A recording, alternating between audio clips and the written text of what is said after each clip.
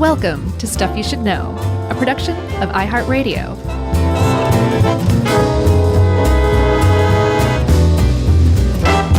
Hey, and welcome to the podcast. I'm Josh, and there's Chuck, and Jerry's here too. And that makes this Stuff You Should Know. Good old-fashioned explainer edition. Yeah, this feels like a throwback. Yes, it does. I cannot believe we did not do this already. I agree, and my stomach may have just been so loud that the microphone picked it up. I didn't hear it, but I want to hear it in the edit if it did. Oh, geez. Wow, you're so hungry. That was my mouth. I know. No, I already ate. You know, sometimes when you have a really empty stomach and you put, I made one of my good hot bone broths, spicy bone broths. Oh, nice. And then for the next 30 minutes, your stomach's just like screaming like, what is that? Or it's saying, thank you. Yeah, maybe thank you. I wish I knew. My whole life, I wish I knew what my stomach was saying to me. What is your sphincter saying? You can usually tell. You can usually tell how your stomach is feeling based on your sphincter. Sphincter don't lie. Oh man, is that a truism or what? Yes, it is. Sphincter's gonna sphinct. Yep. Sphincter's fine. Let's move on. Then I think your stomach's saying thank you. Okay. So we are moving on, Chuck. We're going to move on. We're talking about skydiving today. And like I said, I'm surprised we hadn't done it already. I met a guy who I think he founded like one of the Navy's skydiving clubs. Yeah. And he was a very nice man and asked if we'd ever done skydiving before. And I said, I don't know. And I looked, and sure enough, we didn't. So here we are doing skydiving. And I think it's pretty appropriate. Well, first, have you ever skydived? I can't remember. No, I have not. And it's the kind of thing that, like, I'm totally game to do, but I don't see myself making that initiative. But if someone got something together, I'd be like, yeah, sure, I'll jump out of a plane. I think that's how it typically happens. It's like a group, and there's one, like, initiator, and everybody's like, right. Sure, whatever. Yeah. Well, you have not, of course. No, I have. Oh, wait. I feel like we've talked about this. What have you done? I went up to 13,000 feet and jumped out of a plane tandem. It was it was so scary. The way up, everybody was laughing and joking, and I was just quiet. And somebody looked over and he was like, "Josh, your knuckles are pretty white." And I was like, "That's super funny, right?" And I was like, I don't think I even responded to that. I was too nervous. And we got up to 13,000 feet, and I had this giant dude strapped to my back. Yeah, that's what you want. And we're kneeling together and at the opening of this plane. And I'm like, I'm not doing this. And he's like, yes, you are. And we were out of the plane. And I don't remember the first couple seconds. I think I've talked about this before. The first couple seconds are just, my mind didn't form any memories. And then I kind of came to when we're plummeting toward the earth. And I was like, this is pretty great, actually. That's amazing. How was this, like 20 years ago or 10 years ago? Gosh, more than 20 years ago now that I think about it. Okay, so it's a long time ago. Yeah, I was in my early 20s, which is kind of the time you try it usually because you have very little to live for at that point. You know, sometimes the, seniors. The aged? Yeah, they like to, tick a challenge box off, and say, I'm going to go skydiving at 70 or whatever. Yeah, I just saw, I think, a mom and her son's 70s and the mom's 90s. They went skydiving. Not what I expected you to say. Yeah, they went skydiving. Wow. Well, good for them. So we are talking skydiving, Chuck. I strongly recommend trying it at least once. One reason why is because it's gotten really, really safe. I wouldn't just say, go base jump. I would never tell somebody to go base jump. That is not at all safe. But people have been skydiving and investing in figuring out how to make it safe for so many years that Should we talk about the stats? It has gotten pretty safe. Yeah, I think that's a great idea. I mean, Ed has it at the end. He helped us out with this, but we may as well not bury the lead and say that in 2021, I guess was the most recent year he could find something, was 10 fatalities per 100,000 jumps, which is 0.28 deaths. I'm sorry, 0.28 per 100,000, not 10 per 100,000. Right. And I already screwed it up. So less than a quarter of a person dies, or just over a quarter of a person dies for every 100,000 jumps, which is not bad. So yeah, and it's compared actually to the old days, it's really good. Yeah, the old days being 2011, it was at 0.81, which seems high compared to 0.28, but it's actually pretty low. Like if you go back to the 60s, you're at like 11, and we're like under 1 here now. We're at just over a quarter. So it's definitely gotten a lot safer. Yeah, and we'll talk about the multiple redundancies and backup chutes and all that stuff. And I'm sure we'll probably, for the avid jumper, we'll probably get some of this slightly wrong. As we usual. Always do. But should we go back to the old days? Yes, let's, because people have been like, I want to jump off a high thing, but I want to live. So how can I do that? And the parachute's kind of I think even if you're taking into account like hindsight, it's a pretty obvious low-hanging fruit invention.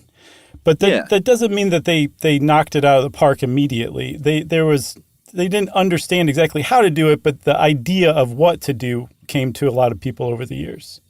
Yeah, I mean, I think just even a kid jumping off of a wall with an umbrella, like there's this weird human instinct of, let me hold open a chute-like thing and jump off of something. Right.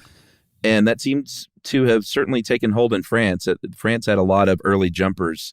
And then we talked for sure in our Eiffel Tower episode about Franz Reichelt, who died in 1912 while testing a parachute design from the Eiffel Tower. But before that, the first documented jump period was way before that in 1783 from an observatory in France.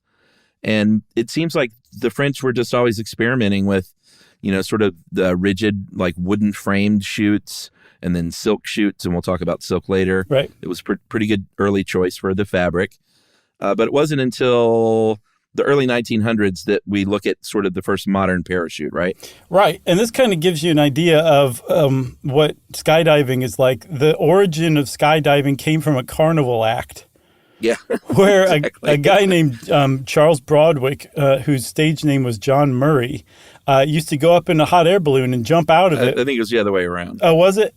No, yeah, but I got neither one of them are really that stage namey. Now that I look at it, I know exactly. It's just kind of two normal names, but right. I guess he thought John Murray didn't have enough mustard to it or something. Yeah. So he would go up in a hot air balloon and jump out with a parachute of his own design, which apparently was good enough to keep him alive. And he was touring the U.S. in the 1890s, early 1900s. And he had 2 different wives who were assistants with his act die in these parachuting accidents. Yeah. And I don't know if that drove him to it or if it was just, I could see it driving him to it. He really spent a lot of time refining the parachute. And the whole idea of a parachute coming out of a backpack on your back, that came from Charles Broadwick / John Murray. Yeah. Yeah. He was like, let's stuff this thing in there. I'm not sure what they were doing before. Were they just kind of holding it? I think so, yeah. Kind of like base jumping, I think. Yeah, yeah. So they were, I guess, holding it. Then he put it into a backpack. Again, I wish I had a little more information about his wives dying. If it was like, hey, you try this, or if it was just genuine accidents. I think the first one, later on, people said that it was more likely suicide. Yeah, I think the first one in 1905. Okay. But anytime there's 2 spouses that die, that I don't know, a little suspicion is raised for me. It is definitely, but we're also talking about people engaging in the earliest forms of skydiving, you know? That's true. So there's a lot of risk to it, for sure. But the military, obviously, is where a lot of the early parachuting went on. Obviously, in World War I, I believe they developed the ripcord by that point, right? Yeah, where you pull a little handle and the parachute goes whoop out of the backpack. They also came up with what's called the static line. Like if you ever see in like a war movie, especially World War II, those guys like clipping into a line with like a rope, that's a static line. And that's just dropping guys, right? Exactly. This isn't for thrills. This is for getting you behind enemy lines, right? So they deploy their parachute immediately, and the static line does that. When you jump out, that line stays attached to the plane for a second, and it's also attached to your chute, so it just pulls your chute out immediately and then falls away, and then you kind of float to safety, hopefully behind enemy lines. So the static line and the ripcord were both designed by the military. And I guess I'm guessing from the military, that's where people started getting like the idea of like, we should just do this on weekends too. Yeah, I have a feeling that's what happened. I wouldn't be surprised if retired military were some of the first instructors privately. Yep. Because they certainly jumped a lot, and that's the only way you could get that kind of experience back then. But I believe Ed cites Jumptown as the very first skydiving center opened in 1959 in the United States that is still up and running today, which is pretty cool. Yeah, in Orange, Mass. In Orange? I don't know why Massachusetts has a town named Orange. Maybe it's just like wishful thinking. Surprising. For Orange. You sure it's not Florida? I looked it up. Yeah, because Florida is actually like kind of a huge state for skydiving over the history of the sport too. But nope, yeah, this is in Florida's jump site is called Fall Foliage, Florida. Right, exactly. Red Maple Leaf, Florida. But the 60s is when it started to develop, and then big time. I'm glad you love that dumb joke. That was good. Then in the 70s, I remember, and I'm sure you do, growing up in the 70s and 80s, skydiving just seemed like, not like everybody was doing it, but it just seemed like a big hot thrill sport. And that's where it really kind of became refined, and people started pushing the envelope and going higher and faster and doing crazier things up there. And that's when like kind of modern skydiving really came into its own. And there were two things that happened that completely broke open skydiving from like a arcane, adrenaline junkie, ex-military recreation to like anybody can come do this. One was they changed the design of the parachute from that round, example of a parachute, the old-timey one, where you couldn't control it. Like it was keeping you from plummeting to the ground, and you should be grateful for that. That was enough. But then a person from Canada in the 60s came up with the Ram Air parachute. Their name was Domina Jalbert. And they were a kite designer, and they said, hey, these kites, actually, you could turn them into a pretty cool parachute. And so those kind of wing-like, wide, rectangular, rounded parachutes that you see today, those are Ram Air. We'll talk a little more about them. So that was a big one, because now you could control where you landed. And then the second thing was some dudes in the 70s, actually a couple initially, Peter Chase and Gloria Mabry, who were married, decided to try what's called tandem jumping, which is what I did, where a more experienced person is strapped to a novice and you jump out together, and the experienced person is the one who like pulls the ripcord and guides the whole thing. You're just basically along for the ride. And now all of a sudden, Chuck, it went from having to have tons of experience, possibly a military background, to I'm going to show up, do an hour-long course, and jump out of a plane an hour later after I get there. And that's suddenly people who are just complete amateurs who are curious could show up and skydive. And that's really where the whole thing blew open in the 70s. Yeah. And I have a feeling of skydiving, we're still at the point where even if you needed one day of training to come back the next day, the rate of people trying this out would just plummet. Plummet, probably sure. Not the best words to use. But the fact that they made it to where you can go, you don't have to know anything, and you can go out that same afternoon and jump out of a plane. That's what really kind of enticed people, I think, to try it out. And then, of course, like you said, just the fact that they show you how to use the gear, and they walk you through that quick like lesson, which I imagine is just like, let me handle everything. I'll walk you through it all. Right. When we come to the ground, that's really the only other time where you need to worry about stuff. Right. Which is, like pull up your feet so you don't break your legs. Yes. And I'll land for you, and you'll kind of sit on your butt. Yeah. Like you're strapped to the front of the instructor like a baby. But not facing them. That'd just be weird. You're both facing the same direction. That's the romantic style. Yeah, I guess so. But, they'll also going to be explaining kind of, it's not like they just say, here's what you do and just shut up. Like they're going to say, listen, we're going to be flying at, 10 to 15,000 feet, and we'll be going 100-ish miles an hour when you jump out. So all this stuff is just to sort of give you the lay of the land. And I don't think it necessarily helps you with your jump, but it just, you know what's going on. You know how high you are, you know how fast you're going. Right.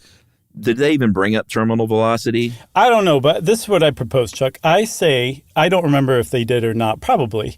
But I say we take a break and pretend that it's the night before your first jump. And then the sleep is the ad break. And then when we come back, it's like waking up and going to the airfield to participate in your first skydive ever. How about that? Oh, that's super exciting. Okay.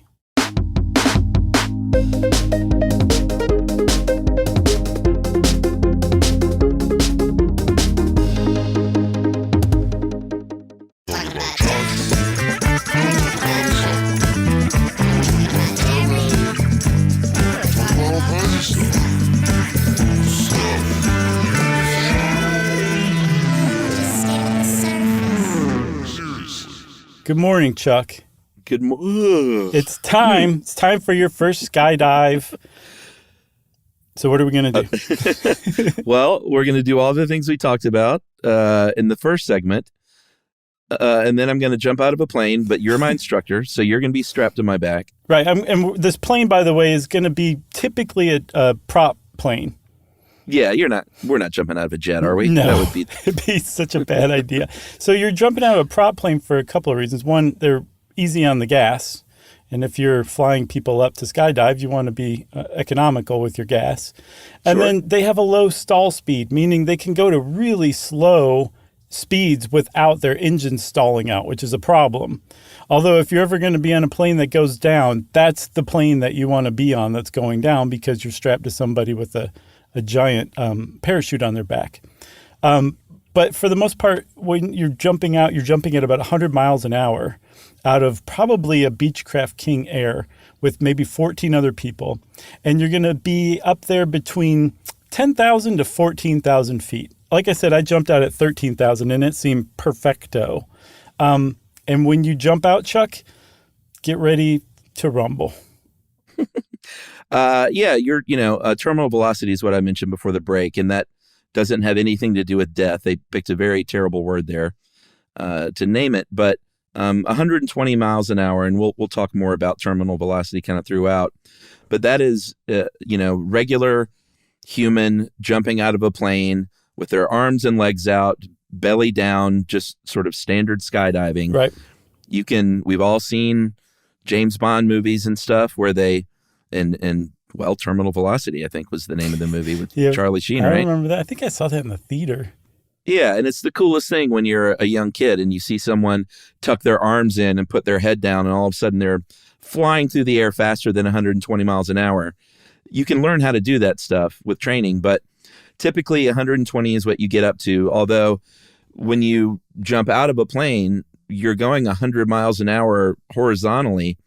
So there's a period of time where you're, I guess, falling diagonally until you reach the point where you're just falling vertically. Right. They should have a name for that. They do. It's called going over the hill. No, I mean like a name like terminal velocity, like the something zone. The death hill. Zone. I'm going to call it the diagonal zone. Okay, the diagonal zone. But it more follows an arc because when you jump out of the plane, remember the plane's going 100 miles an hour. You were in the plane. Even though you just left the plane, you're still going roughly 100 miles an hour in the same direction of the plane.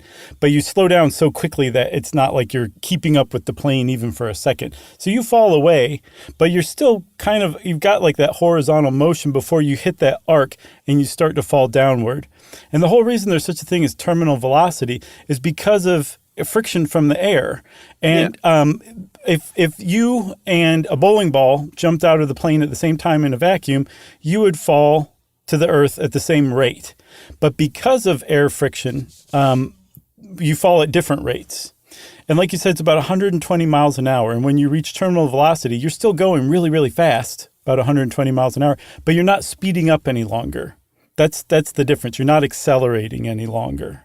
And that would be pretty cool. It would be pretty cool. And you can actually do that. When you become a skilled skydiver, you can hit terminal velocity and then go from, say, belly to, like you said, a 45-degree angle and start free falling again. Like you can stop and start your free fall just by moving your body and changing the amount of friction that you're providing the air that you're plummeting through. Yeah. When you get down there, and this is something I kind of never knew the exact numbers on, but when that chute opens, it looks like a pretty violent reaction. when it jerks you up, it's going to slow you down very, very quickly. Yes. To the point where you're going to be feeling about 2.75 Gs of your body. I think Ed said you're decelerating by about 30 meters per second. Per second. And eventually, yeah, that's what I said. No, I think it's per second per second. Oh, per second per second. Yeah, prosecco. What does per second even mean? That's what I'm saying. Like, I don't know what it means either, but when you say it like that, it's like, wow, that must be really fast. They had to say per second twice. They're like, we couldn't even come up with a better term for that, so we're just right. doubling up on Just it. Slap another per second on it. So that is a really quick slowdown, and eventually you'll get down to about, I mean, when you're landing, you're in the 15 to 18 mile an hour zone, yeah, I think, right? Not bad at all. I mean, especially going from 120 miles an hour, about 200 miles an hour if you're tandem, to 17, that's pretty gentle comparatively speaking. And like you said, when that chute opens, you stop accelerating downward or even hitting terminal velocity, and now you're accelerating upward, even though your body's still falling downward. So that's negative acceleration. And that's what you're doing as you kind of start to slow down and hit that 17 mile an hour thing and then land. And Chuck, I know that we've completely abandoned the whole story, but congratulations on your first skydive. You did really well.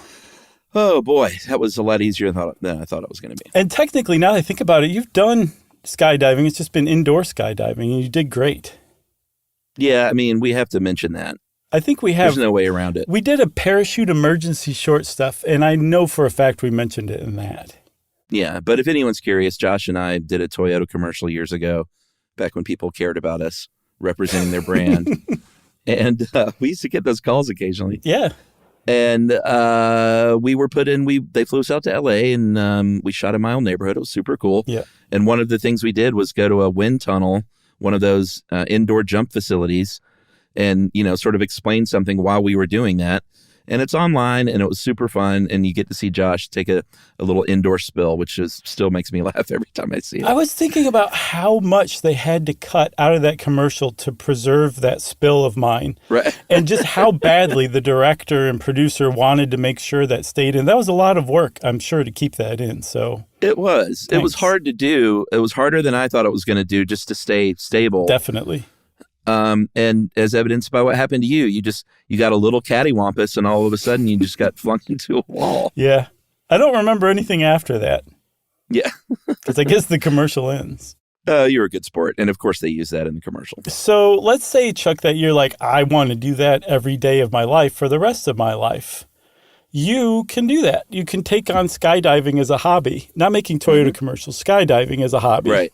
No, that'd be great. And, there's a couple of ways you can go. One's actually really hard to find. The other one is you can find it at any place you go skydiving. There are two different types of training that are going to get you to the same place, which is a Class A license from the United States Parachuting Association. Yeah, and IAD is one, instructor assisted deployment. And then AFF seems like the way more common one, which is accelerated free fall. Accelerated free fall is when an instructor jumps out with you, but not tandem style. They're not attached to you, right? But they're with you, kind of making sure everything goes great. But you're in control of everything. I still don't quite get what IAD is. Is that a static line thing? Yes. So the instructor acts as the static line. They have your parachute, and they are staying on the plane. And when you jump out, they pull your chute. So immediately. So your first several, no fun. It isn't fun. It's very deliberate. Like they want to teach you like landing essentially first. Sure. So your first jump is at like 3,500 feet, which is really low. And then you just move yourself up and up and up. And then I think with both courses, after about 6 jumps, you finally make your first solo free fall jump. Okay. And that's the goal for most people if they want to really get into it. Yeah. Is to just be able to go to a place.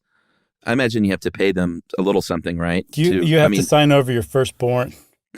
Well, you have to pay for the plane and stuff, but even if you have all your own gear, there's still fees involved.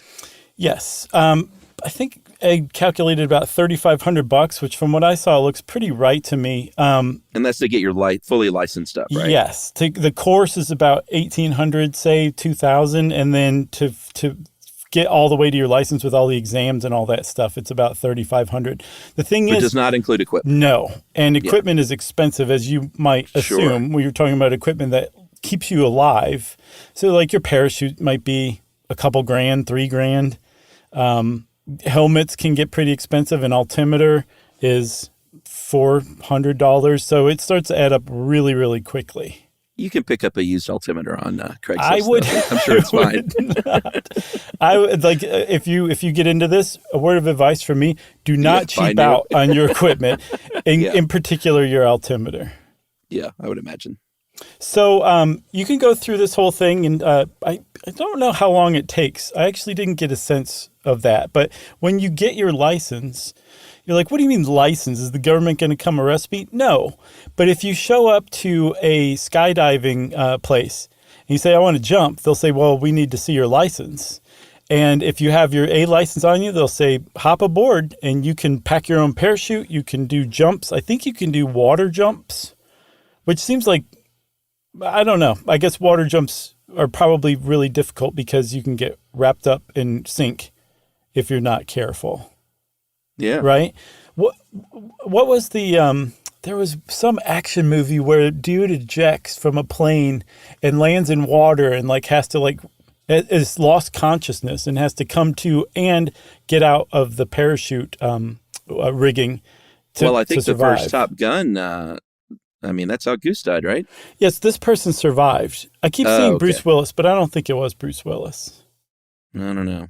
But you were saying you don't know how long you can get this Class 8, how long it takes. Right. You need 25 free fall jumps, 5 group jumps, and some other training. So I would imagine even if you're really eager and cooking, like this takes a matter of months.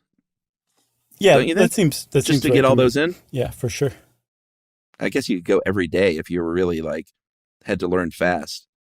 Yeah, which I mean, that's what I'm saying. I wonder what what's the rush? The absolute right, exactly. Well, you want that rush. That's the rush. Oh, that's true. The B license sounds interesting because you can do night jumps, which it's funny. Ed put this together for us, and I think he said the night jumps was the only thing he said that interested him, right? He said it's the only thing that makes him kind of want to do this. Right, it's a night jump. But you have to invest a lot before you get into night jumps because that's your Class B really license. Scary to me. It is super, super scary. One thing I thought was pretty cool is the USPA has training and like kind of differently structured courses to help people with disabilities get their licenses too, which I thought was pretty great. Totally.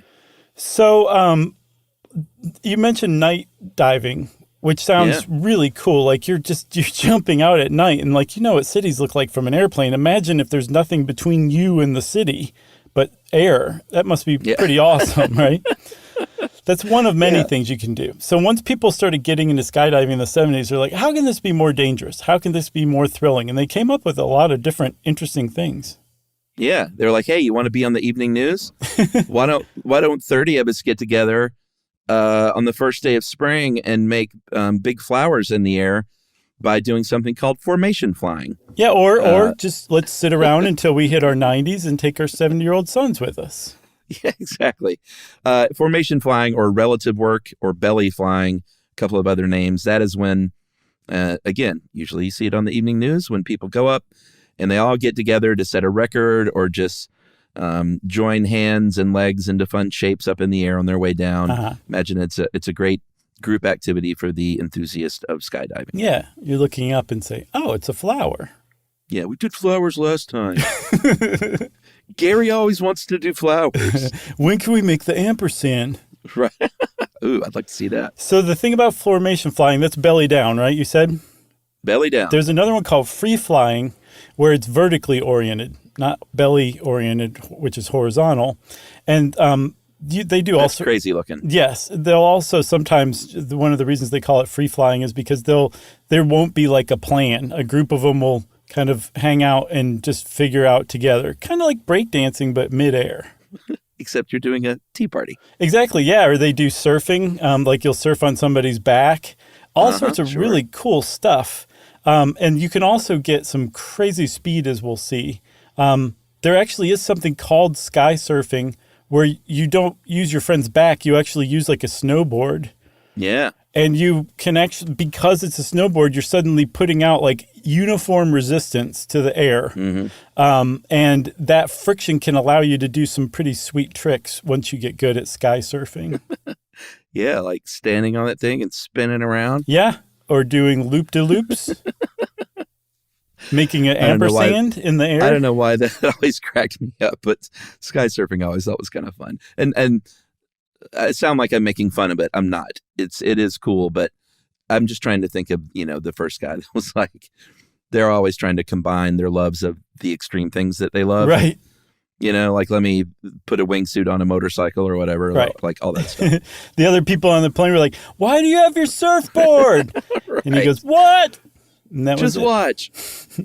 There's another one called tracking that I thought was pretty delightful. Now, is this just the James Bond thing? Yes. It's okay. Just moving away from where you jumped out. Moving away from the plane.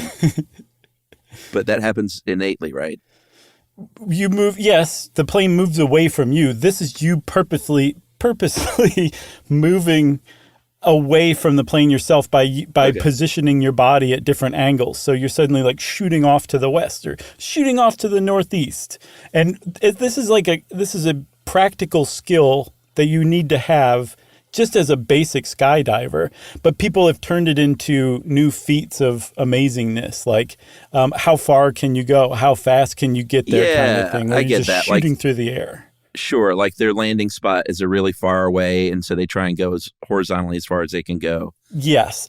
To hit a certain spot. And also, if you're doing formation flying or free flying, you need to be good at tracking because you have to get away from one another before you deploy your chutes, or else you're going to end up on an earth sandwich together. Yeah, and speaking of speeds, I believe the current speed record, now we said terminal was 120, 329 miles per hour. Yeah, is the current record for someone shooting through the air with a straight James Bond-like body. Yeah, in kilometers per hour, that's a mind-boggling number too, I'm sure. I don't quite get what cupping is. Is that just what we did in the wind tunnel? Like yes. Regular trying to resist the air? Yeah, you're making like an arch out of your body, and when you do that, you kind of make yourself into a parachute and you go up. Right? So let's say you've got four other people and you've just finished making a flower to Gary's dismay. And you all need to get away from one another. There's different ways to get away. So Gary shoots off to the northeast. He's all mad. You shoot off to the west. Abel, your biblical friend, cups. So he goes upward all of a sudden to put some vertical distance between you two. And then Cain, Abel's brother, ironically, makes himself into like a missile and shoots downward. So now there's even more vertical distance between all of you. Vertical and horizontal distance. All of that is considered tracking. That's so Cain. Yeah, Cain's like, here I go.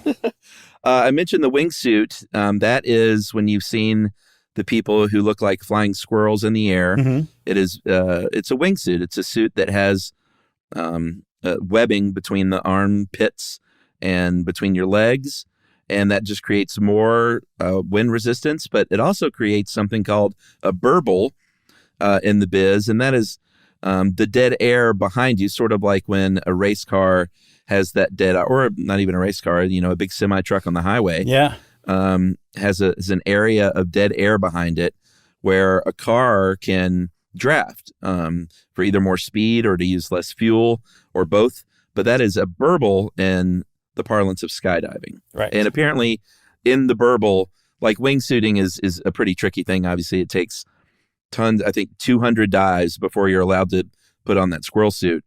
But the burble makes it hard to, or just a little trickier to get the chute out properly in the burble. Yes. So, yeah. Wingsuits sound pretty awesome, but that's well beyond my limit, I think. Oh, no. Well, you just don't want to skydive 200 times to get there. No, probably not. Probably that's not. A lot. So remember I said tracking is like a basic thing that people have turned into, feats of amazingness. They've done the same thing with the actual parachuting part called canopy flying. There's swoopers, there's gliders, there's people who go on like an obstacle course over water. And it's pretty cool. Apparently, when you swoop correctly, you make a whoo sound when you come in for your landing. Oh, okay. And I've seen video of people that you can pick up some real speed if you angle your canopy, your parachute the right way. And they'll go from like really, really fast, 10 feet above the ground, to like almost still with the softest landing you've ever seen, a second or two later. It's really neat. Yeah, that is cool. And that's where a lot of the accuracy skydiving we talked about happens when you're canopy flying and you really want to nail that bullseye. One other thing they do that's awesome is your canopy has straps on the top, and sometimes a bunch of people will coordinate so that each one's strapped in by their feet to the canopy below them. So it's a big chain of people skydiving, which sounds so dangerous, but I'm sure it's so cool. Now, the kind I would be interested in more so than an airplane even is, and you need a B license for this, so there's no getting around doing the series of steps to get there. But the hot air balloon jump. And at first I was like, well, who cares? What's the big deal? But as we mentioned, when you go out of that plane at 100 miles an hour, you've done it, and you blacked out for the first few seconds. I imagine it's like just a big sort of violent rush of air and sound, and you don't really quite know what's going on at first. But you jump out of that hot air balloon, it's dead silent. You actually experience a true free fall from the jump. Yeah. Like, you would on a amusement park ride. Right. And the silence of it and the stillness of it really is appealing to me. Yeah, it's not until you start to really pick up speed that like the air makes a sound running past you. That's pretty cool. It does sound pretty cool for sure. So that's called no airplane skydiving or hot air balloon skydiving, which is pretty cool. On the nose. There's another one that's like that, but it's up way higher. It's called space diving. And if you watch the Felix Baumgartner 2012 jump, I remember that guy. I was looking back at that. So we're talking, if you go up in your skydiving and it's like what I did 13,000 feet. Which is really high. You're up there so long. Your free fall, so you're falling about 176 feet per second, which means that you're in free fall from the time you jump out of the plane till the time that you pull your ripcord, or the guy strapped to your back does, 45 to 60 seconds of that. That sounds about right. That's at 13,000 feet and then pulling at about 5,000. So Felix Baumgartner jumped out at 127,000 feet. What was his free fall? How long was that? I think it was several minutes, actually. And remember, he famously got into like this horrible tailspin that they're like, well, this guy might be a goner. But even more impressive than that, he hit Mach 1.25, which means he broke the sound barrier. He was the first person to do it without a plane, and which is about 843 miles per hour. All right, I just looked it up real quick, which we don't usually do. He was in free fall for 4 minutes and 19 seconds. Man, that was crazy. And then his record was broken by a guy named Alan Eustace two years later. I don't think I even knew that. I don't know. Yeah, I don't either. Felix Baumgartner definitely got the press for that. Pretty cool. Yeah, he did it first. I'm sure the other guy was like, oh, man, no one even paid attention to my jump. Well, actually, another guy, Colonel Joe Kittinger, did it first in the 60s. It was just like a gas balloon. Yeah, he did a space jump, which is, I mean, again, remember, there was like 11 deaths per 100,000 jumps for regular skydiving. And this guy's up in a gas balloon 100,000 feet above the earth doing it. So hats off to all those people who've ever jumped out of a balloon in space. All right. I guess we can take a late second break here. So late. And talk about this equipment we've been harping on. Yeah.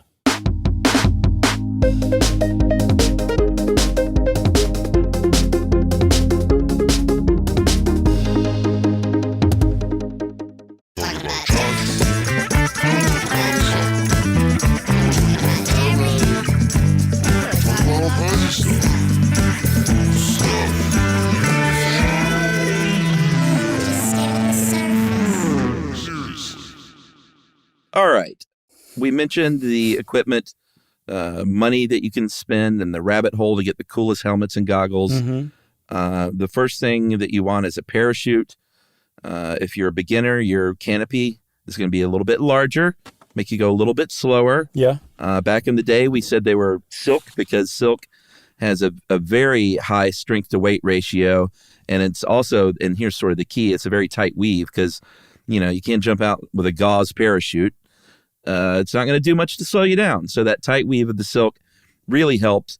And then they eventually moved to nylon, of course. Mm-hmm. And that nylon even usually has a coating on it to make it even more non-porous. And we mentioned the big round early parachute compared to the shape they have today. Yeah. Today they have, and it's not only for flying cool and doing, having more maneuverability, but they are formed into different cells, as you will see if you look at a parachute jump. And those cells are sort of a redundancy in themselves because if like one thing goes wrong in a part of the parachute, you still got plenty of parachute left. Yeah, what I didn't know, I ran across in research, is the sides and the back of the ram air parachute are sewn up, but the front is open. So the air enters those cells and puffs them up and creates a bit of buoyancy from what I can tell. Yeah, that makes sense. Yeah, it's pretty cool. So that just completely changed everything when they came up with that type of parachute. Another parachute that really comes in handy is your reserve parachute. Yeah, you want to. So there's they've kind of updated the technology on this. Before, I don't know, you probably had to be carrying a Rambo knife in your teeth when you jump so that you could cut your chute to release your chute from you so you could release your reserve canopy. Now there's like just a little pull cord and the like all of your chute that's failed falls away, your initial canopy, and then you can pull your reserve chute pretty easily from there. Some of them even have a thing where when you pull that cord and your main canopy goes away, it actually pulls your reserve chute out like it's a static line, basically, which is probably good because I'm sure you're a little bit panicked maybe when your chute doesn't work when it fails. Even though you have a reserve chute, that's got to be, you're down one. You're down to your last one now. This is your last backup. Yeah, absolutely. The harness in the container is what the little backpack is called that everything is packed in. Yeah. And of course, you want to have someone that knows what they're doing that. I'm sure there are many, many instructional lessons involved for you to get to the point where you can pack your own. And they say even when you're packing your own, it's not the kind of thing where you should pack it and just like leave it in your closet for a few years and jump again. Like you should probably repack that thing just to make sure everything is as it should be. Yeah, your reserve chute has to be packed by a licensed instructor. And you have to unpack it and repack it every 180 days to make sure that it's in good condition. So, yeah. You don't want that thing getting hung up. No, that's no joke. The altimeter, I told you, that's the thing that tells you what where you're at above sea level, so you know when to pull the ripcord. Usually it's 3,000, 3,500 feet. And the louder, some of them will make a sound in your ear, in your helmet. Some of them have really big numbers. You just kind of wear it like a watch on your wrist. Again, do not cheap out on your altimeter, okay? Also, do not go to Craigslist to pick up your AAD. That's your automatic activation device. Yeah. That is the redundancy on the redundancy.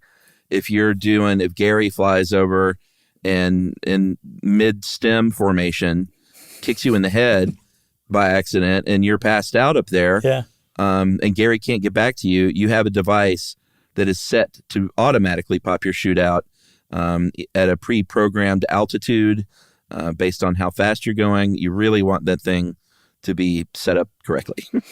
Some people say Gary didn't even really try to get back to you. Yeah, that's what I saw. And it's all on my GoPro. One thing I saw with the AAD is if you go up in an airplane and for some reason you don't jump out, you better remember to turn off your AAD because when the airplane hits like 700 feet, it's going to activate your parachute. Oh, whew, in the airplane. Yeah, that's no good. And then you got your jumpsuit, which protects your skin. And then you've got your helmet and goggles, which are absolutely essential. Yeah. And you put all those things together, you're ready to go skydiving. Yeah, what's the little, doesn't a little mini parachute come out at first and that pulls the main chute now? Yeah. So the pilot chute just kind of... pilot chute. Yeah. It catches enough air that it can pull your chute out of your container, out of your deployment bag, your D-bag, they call it. Oh, really? Yeah, they do. And then one thing that can happen, if your chute just opened from like nothing to open like in a second, it's going to pull you up and possibly break your shoulders, do all sorts of terrible stuff to your groin. And you don't want to do that. So they've actually created something called a slider, which holds the cords together. And then as the chute opens up, it kind of slides further and further down. So it controls the opening of your chute to make it a much more pleasant experience. And that's the one that you use for just solo skydiving. There's another one called a drogue chute that you use for tandem. Right. And that it's sort of like a pilot chute, but it's bigger than a pilot chute, right? Yes. It's in between pilot chute and canopy. Yeah. And that is deployed, kind of right afterward, right? Right after you jump. I don't know when the drogue is deployed or not, because the ripcord is pulled by the instructor. It's not like the drogue pulls the main canopy out. Right. But the reason the drogue is bigger is because even though a bowling ball and a person would fall together at the same speed to Earth in a vacuum, mass does count when you add air friction. And when you're tandem, you're presenting the same amount of surface area to the resistance to the air as you are if you're solo, because the person's on your back. But you've got about double or more the weight. So you do hit that terminal velocity at a higher speed of about 200 miles an hour, and you need a bigger canopy and a larger drogue chute to make it, again, a pleasant experience when the canopy opens. Yeah. And you also, I think people, what they want is that free fall time. Yes. And I'm sure they're maybe not guaranteed, but I'm sure they're sort of promised 45 to a minute. Yeah. Yeah. And I mean, like, that's not to say that the floating from a parachute it's just a totally different experience. And you go from one to another in like almost the blink of an eye. It really does happen really fast. And you're plummeting toward Earth. It's really, really surprisingly cold up there. And then all of a sudden, your chute opens and you stop falling and you're no longer belly down. Your feet are dangling and you're just kind of gliding along, floating on air. It's gotten quiet all of a sudden. You actually feel the temperature start to get warmer as you get closer and closer to the Earth, and you just get set down. It's just an amazing experience. There's nothing else like it. That sounds great. I got to try it out. I hope you do, man. Let me know if you do. I'll watch you. You would do it again, though, if I did it, right? I'm not sure Yumi would let me at this point. No, really? She's just like, why bother? You've done it. She did it once, too. We actually kind of were like, we did it once. We don't need to do it again. This has made me want to do it again, but again, I probably will just stay on the ground and watch you, okay? Well, I certainly love knowing what a life experience feels like, so maybe I'll do it. Okay. Well, while we wait for Chuck to do it, how about we do a listener mail? Let's do it. Quick correction, by the way, and this is something that I'm embarrassed that we forgot, but in the cave episode where, what was his name that was trapped in the cave? Floyd Collins. Yeah, all I could think of was Felix Baumgartner. And we kept talking about how cold it was, like 14 degrees or whatever. Yeah. Obviously, the temperature in the cave is, because it's underground, is a pretty static, steady number. That is not what it's like on top of the ground. So I don't understand that, because there was ice mixed in with the mud and the rock in Sand Cave. I don't know what to tell you, my friend. It's possible Sand Cave was a little more open to the surface. I don't know. Maybe. I saw it in multiple places that there was plenty of ice to contend with. All right. But I get argue it. With you. I saw people groaned or shouted at their phone or whatever. It's like that was the one thing. That was it. That the cave supposedly has a steady temperature, and we don't even know that that's true, everybody. That's true. All right, so this is the email, and it's about another correction that, boy, you certainly heard from the bitters lovers of the world. Yeah. When you said nobody would ever just drink bitters. Oh, I was wrong about that. Apparently, a lot of people drink bitters, and a lot of people in Wisconsin drink bitters. Hey, guys, was listening to the most recent episode on Tomorrow, amused by your exchange about bitters being alcoholic. And Chuck was amazed that bitters contained alcohol at all, and was confused why it was in grocery stores. And Josh explained that nobody would drink a bottle of bitters. You said you'd put money on it. Yeah. Well, Josh, sounds like you need to do a tour of the wonderful state of Wisconsin.